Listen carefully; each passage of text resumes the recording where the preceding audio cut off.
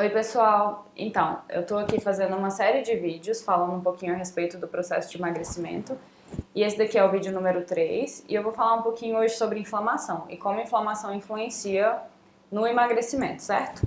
Bem, o processo inflamatório, de uma forma geral, ele é importante para o nosso organismo, ele é benéfico e ele serve basicamente para recuperar algum dano no nosso corpo. Isso é importante a gente entender, a gente precisa da inflamação no nosso organismo em momentos muito específicos e pontuais.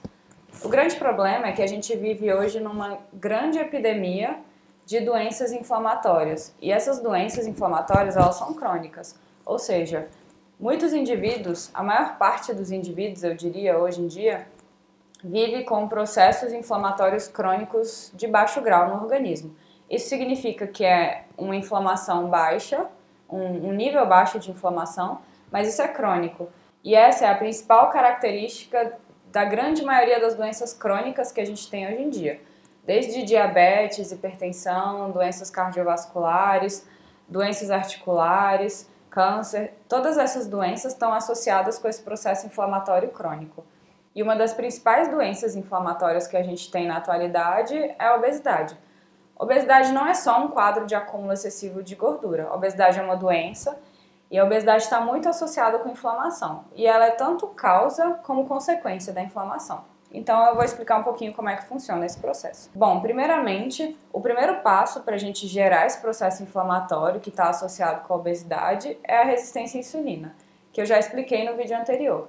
Então quando a gente está mais resistente à insulina, o problema disso é que a gente começa a acumular mais gordura. E esse acúmulo de gordura acaba chegando no nível excessivo. E a gente sabe que o nosso tecido adiposo ele não funciona só como um depósito, um armazenamento de energia. Inclusive, o nosso tecido adiposo é uma glândula endócrina muito importante e produz muitos hormônios e muitos sinalizadores no nosso corpo. E o grande problema é que esse tecido adiposo produz muitos componentes pró-inflamatórios. Então, ter mais gordura estimula mais a inflamação no nosso corpo. E aí, quanto mais inflamado a gente está, mais resistência à insulina a gente gera. O que acontece é que a resistência à insulina, ela também é fisiológica em alguns momentos. Então, por exemplo, quando a gente está doente, é normal que aumente a inflamação e com isso a resistência à insulina aumente momentaneamente. Isso já é esperado. O problema é quando essa inflamação é crônica e dura anos. E aí a gente fica naturalmente mais resistente à insulina por culpa desse processo inflamatório.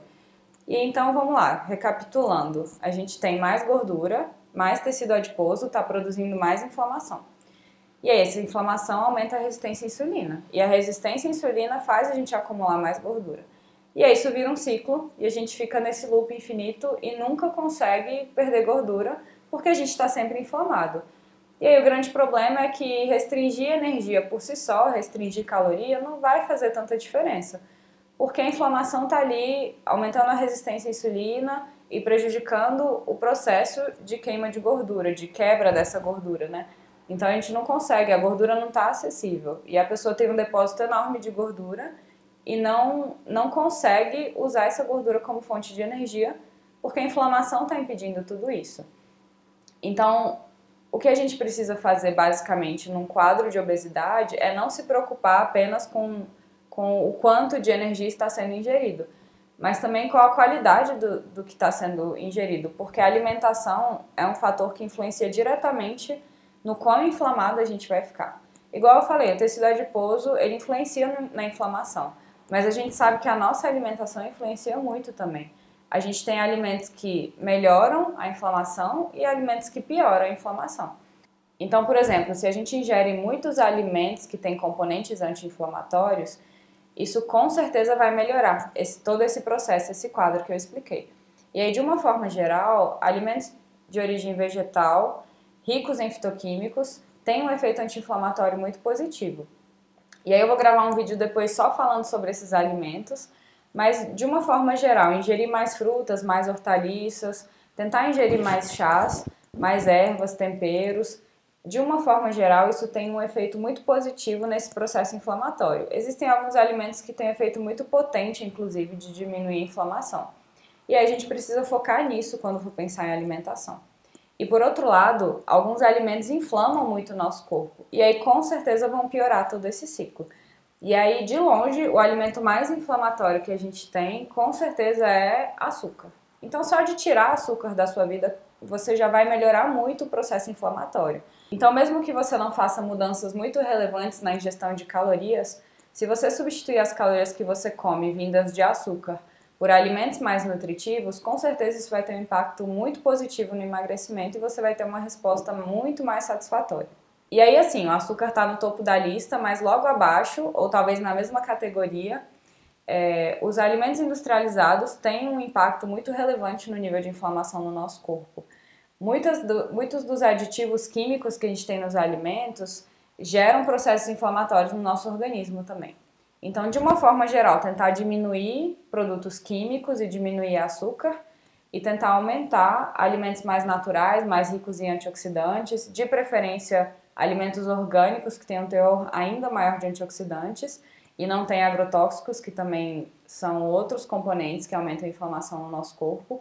Então, de uma forma geral, tentar comer mais comida de verdade, mais fruta, mais salada, mais castanhas, gorduras boas, tudo isso, e tentar comer menos produtos industrializados, menos coisas refinadas, menos açúcar, menos farinhas. E aí, com isso, a gente consegue, aos poucos, diminuir esse processo inflamatório. E isso vai ter um resultado muito positivo no processo de emagrecimento como um todo, ok? Bom, com relação à inflamação, era isso que eu tinha para falar. Eu espero que tenha ficado claro que diminuir a inflamação é um dos processos chaves para auxiliar no emagrecimento. Então não adianta comer uma dieta de 1000 calorias se tudo que você come é industrializado, processado, cheio de química, de adoçante, e você restringe frutas e hortaliças pelo teor calórico às vezes que tem, mas não tem componentes anti-inflamatórios suficientes para te ajudar nesse processo de emagrecimento. Bem, no próximo vídeo eu vou falar um pouquinho sobre outro assunto que influencia muito no emagrecimento, que são as bactérias que a gente tem no nosso corpo, ok? E o quanto isso é relevante para determinar se a gente vai ter sucesso ou não no emagrecimento. Então, um beijo e até o próximo vídeo. Tchau, tchau!